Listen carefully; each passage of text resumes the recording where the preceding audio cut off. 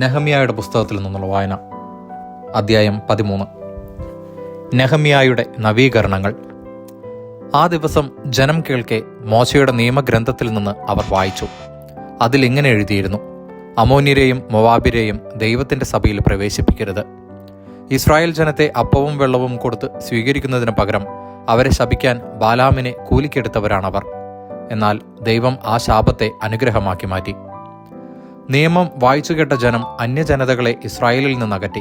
എന്നാൽ ഇതിനു മുമ്പ് പുരോഹിതനും തോബിയായുടെ സുഹൃത്തും ദേവാലയ മുറികളുടെ ചുമതലക്കാരനുമായ എലിയാഷിബ് തോബിയായ്ക്ക് വേണ്ടി ഒരു വലിയ മുറി സജ്ജമാക്കി. അതിലാണ് ധാന്യബലിക്കുള്ള വസ്തുക്കളും കുന്തിരിക്കവും പാത്രങ്ങളും ലേവ്യർ, ഗായകർ, കാവൽക്കാർ എന്നിവർക്കുള്ള കൽപ്പനപ്രകാരം നൽകിയിരുന്ന ധാന്യം, വീഞ്ഞ്, എണ്ണ എന്നിവയുടെ ദശാംശവും പുരോഹിതന്മാർക്കുള്ള സംഭാവനകളും മുൻപ് സൂക്ഷിച്ചിരുന്നത്. ഈ സമയത്ത് ഞാൻ ജെറുസലേമിൽ ഉണ്ടായിരുന്നില്ല. ബാബിലോൺ രാജാവായ അർത്താക്സർക്സസിന്റെ 32-ാം ഭരണവർഷത്തിൽ ഞാൻ രാജാവിനെ കാണാൻ പോയിരിക്കുകയായിരുന്നു. കുറച്ചുകാലം കഴിഞ്ഞ് ഞാൻ രാജാവിനോട് വിടവാങ്ങി ജെറുസലേമിൽ തിരിച്ചെത്തി. എലിയാഷിബ് ദേവാലയാങ്കണത്തിൽ തോബിയായ്ക്ക് വേണ്ടി ഒരു മുറി സജ്ജമാക്കുക എന്ന ഹീനകൃത്യം ചെയ്തിരിക്കുന്നത് ഞാൻ കണ്ടു. കോപിഷ്ഠനായി ഞാൻ തോബിയായുടെ ഗൃഹോപകരണങ്ങൾ പുറത്തേക്കെറിഞ്ഞു. മുറിയുടെ ശുദ്ധീകരണക്രമം നിർവഹിക്കാൻ ഞാൻ ആജ്ഞാപിച്ചു. ദേവാലയത്തിലെ പാത്രങ്ങളും ധാന്യബലിക്കുള്ള വസ്തുക്കളും കുന്തിരിക്കവും അതിൽ തിരിച്ചു കൊണ്ടുവന്നു വെച്ചു.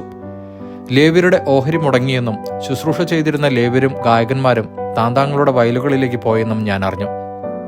ദേവാലയത്തെ പരിത്യജിച്ചത് എന്തിനെന്ന് ചോദിച്ച് ഞാൻ ചുമതലപ്പെട്ടവരെ ശാസിച്ചു. ലേവ്യരെയും ഗായകരെയും ഞാൻ പൂർവ്വസ്ഥാനങ്ങളിലാക്കി. യൂദാജനം ധാന്യം, വീഞ്ഞ്, എണ്ണ എന്നിവയുടെ ദശാംശം കലവറയിൽ കൊണ്ടുവന്നു. സംഭരണശാലകളുടെ സൂക്ഷിപ്പുകാരായി പുരോഹിതൻ ഷെലമിയായെയും നിയമജ്ഞൻ സാദോക്കിനെയും ലേവ്യനായ പെദായായെയും അവർക്ക് സഹായത്തിന് സക്കൂറിന്റെ മകനും മത്താനിയായുടെ പൗത്രനുമായ ഹനാനെയും ഞാൻ നിയമിച്ചു. അവർ വിശ്വസ്തരായി പരിഗണിക്കപ്പെട്ടിരുന്നു. തങ്ങളുടെ സഹോദരന്മാർക്ക് അവരുടെ ഓഹരി നൽകുകയായിരുന്നു അവരുടെ ചുമതല. എന്റെ ദൈവമേ, ഈ പ്രവൃത്തി മൂലം എന്നെ സ്മരിക്കണമേ. എന്റെ ദൈവത്തിന്റെ ആലയത്തിനും അങ്ങയുടെ ശുശ്രൂഷയ്ക്കും വേണ്ടി ഞാൻ ചെയ്തിട്ടുള്ള സൽകൃത്യങ്ങൾ അങ്ങ് മറക്കരുതേ. അക്കാലത്ത് യൂദാജനം സാപത്തിൽ മുന്തിരിച്ചക്ക് ആട്ടുന്നതും ധാന്യക്കറ്റ കഴുതപ്പുറത്ത് കയറ്റുന്നതും ജെറുസലേമിലേക്ക് വീഞ്ഞ്, മുന്തിരി, അത്തിപ്പഴം എന്നിവയും മറ്റും ചുമടുകളും കൊണ്ടുവരുന്നതും ഞാൻ കണ്ടു.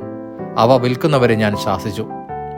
ടൈറിൽ നിന്ന് വന്ന് ജെറുസലേമിൽ വസിച്ചിരുന്ന ആളുകൾ സാപത്തിൽ യൂദായിലെയും ജെറുസലേമിലെയും ജനത്തിനു വേണ്ടി മത്സ്യവും മറ്റ് സാധനങ്ങളും കൊണ്ടുവന്ന് വിറ്റിരുന്നു. യൂദായിലെ പ്രമുഖന്മാരെ ഞാൻ കുറ്റപ്പെടുത്തി. സാപത്ത് ദിനത്തെ അശുദ്ധമാക്കി എത്ര വലിയ തിന്മയാണ് നിങ്ങൾ ചെയ്യുന്നത്! നിങ്ങളുടെ പിതാക്കന്മാർ ഇങ്ങനെ ചെയ്തതുകൊണ്ടല്ലേ നമ്മുടെ ദൈവം നമുക്കും നമ്മുടെ നഗരത്തിനും ഈ ദുരിതം വരുത്തിയത്. എന്നിട്ടും സാപത്ത് അശുദ്ധമാക്കി നിങ്ങൾ ഇസ്രായേലിന്റെ മേൽ പൂർവോപരി ക്രോധം വിളിച്ചു വരുത്തുന്നു. സാപത്തിനു മുമ്പ് ഇരുട്ട് വ്യാപിപ്പിക്കാൻ തുടങ്ങുമ്പോൾ ജെറുസലേമിന്റെ കവാടങ്ങൾ അടയ്ക്കണമെന്നും സാപത്ത് കഴിയുന്നതുവരെ തുറക്കരുതെന്നും ഞാൻ നിർദ്ദേശിച്ചു. സാപത്ത് ദിവസം കവാടങ്ങളിലൂടെ ചുമട് കൊണ്ടുവരാതിരിക്കാൻ ദാസന്മാരെ ഞാൻ കാവൽ നിർത്തി. കച്ചവടക്കാർക്കും എല്ലാവിധ വ്യാപാരികൾക്കും ജെറുസലേമിന് വെളിയിൽ 1-2 പ്രാവശ്യം താമസിക്കേണ്ടി വന്നു. അപ്പോൾ ഞാൻ അവരെ ശാസിച്ചു: നിങ്ങൾ എന്താണ് മതിലിന് മുമ്പിൽ താമസിക്കുന്നത്? ഇത് തുടർന്നാൽ എനിക്ക് ബലം പ്രയോഗിക്കേണ്ടി വരും. പിന്നീട് അവർ സാപത്തിൽ വന്നിട്ടില്ല. സാപത്ത് ദിവസം വിശുദ്ധമായി ആചരിക്കേണ്ടതിന് തങ്ങളെ തന്നെ ശുദ്ധീകരിക്കുകയും കവാടങ്ങൾ കാത്തു സൂക്ഷിക്കുകയും ചെയ്യാൻ ലേവ്യരോട് ഞാൻ കൽപ്പിച്ചു. എന്റെ ദൈവമേ, ഇതും എനിക്ക് അനുകൂലമാക്കി ഓർക്കണമേ. അങ്ങയുടെ അനശ്വര സ്നേഹത്തിന്റെ മഹത്വത്തിനൊത്ത് എന്നെ രക്ഷിക്കണമേ. ഇക്കാലത്ത് അഷ്ദോദ്, അമ്മോൻ, മൊവാബ് എന്നീ ദേശങ്ങളിലെ സ്ത്രീകളെ വിവാഹം ചെയ്ത യഹൂദരെ ഞാൻ കണ്ടു. അവരുടെ സന്താനങ്ങളിൽ പകുതി പേരും അഷ്ദോദ് ഭാഷയാണ് സംസാരിച്ചിരുന്നത്. യൂദായുടെ ഭാഷ സംസാരിക്കാൻ അവർക്ക് കഴിഞ്ഞില്ല. താന്താങ്ങളുടെ ഭാഷ മാത്രമേ അവർ അറിഞ്ഞിരുന്നുള്ളൂ. ഞാൻ അവരോട് തർക്കിക്കുകയും അവരെ ശപിക്കുകയും ചിലരെ പ്രഹരിക്കുകയും ചെയ്തു. അവരുടെ തലമുടി ഞാൻ വലിച്ചു പറിച്ചു. അവരെ കൊണ്ട് ദൈവനാമത്തിൽ ശപഥം ചെയ്യിച്ചുകൊണ്ട് ഞാൻ പറഞ്ഞു: നിങ്ങളുടെ പുത്രിമാരെ അവരുടെ പുത്രന്മാർക്കോ നൽകുകയോ അവരുടെ പുത്രിമാരെ നിങ്ങളോ നിങ്ങളുടെ പുത്രന്മാരോ സ്വീകരിക്കുകയോ അരുത്. ഇസ്രായേൽ രാജാവായ സോളമൻ ഇത്തരം സ്ത്രീകൾ നിമിത്തം പാപം ചെയ്തില്ലേ? അവനെപ്പോലൊരു രാജാവ് ജനതകൾക്കിടയിൽ ഇല്ലായിരുന്നു. ദൈവം അവനെ സ്നേഹിച്ചു. അവിടുന്ന് അവനെ ഇസ്രായേലിന്റെ മുഴുവൻ രാജാവാക്കി. എന്നാൽ വിദേശീയ സ്ത്രീകൾ അവനെ കൊണ്ടുപോലും പാപം ചെയ്യിച്ചു. നിങ്ങളെ പിന്തുടർന്ന് ഞങ്ങളും ഈ വലിയ തിന്മകൾ ചെയ്യണമോ?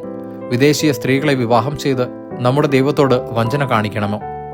പ്രധാന പുരോഹിതൻ എലിയാഷിബിന്റെ പുത്രൻ യഹോയാദായുടെ മക്കളിൽ ഒരുവൻ ഹൊറോണ്യനായ സൻബലാത്താത്തിന്റെ മകളെ വിവാഹം കഴിച്ചിരുന്നു. അവന് ഞാൻ എൻ്റെ മുമ്പിൽ നിന്ന് ആട്ടിപ്പായിച്ചു. എൻ്റെ ദൈവമേ, അവർ പൗരോഹിത്യത്തെയും പൗരോഹിത്യ വാഗ്ദാനത്തെയും ലേവ്യരെയും അവഹേളിച്ചത് അവർക്കെതിരെ ഓർക്കണമേ. അങ്ങനെ വിദേശീയമായ എല്ലാറ്റിലും നിന്ന് ഞാൻ അവരെ ശുദ്ധീകരിച്ചു. പുരോഹിതന്മാരുടെയും ലേവ്യരുടെയും കർത്തവ്യങ്ങൾക്ക് വ്യവസ്ഥയുണ്ടാക്കി. നിശ്ചിത സമയങ്ങളിൽ വിറകും ആദ്യഫലങ്ങളും അർപ്പിക്കുന്നതിന് വ്യവസ്ഥ ഏർപ്പെടുത്തി. എൻ്റെ ദൈവമേ, എന്നെ എന്നും ഓർമ്മിക്കണമേ. ദൈവവചനമാണ് നാം കേട്ടത്.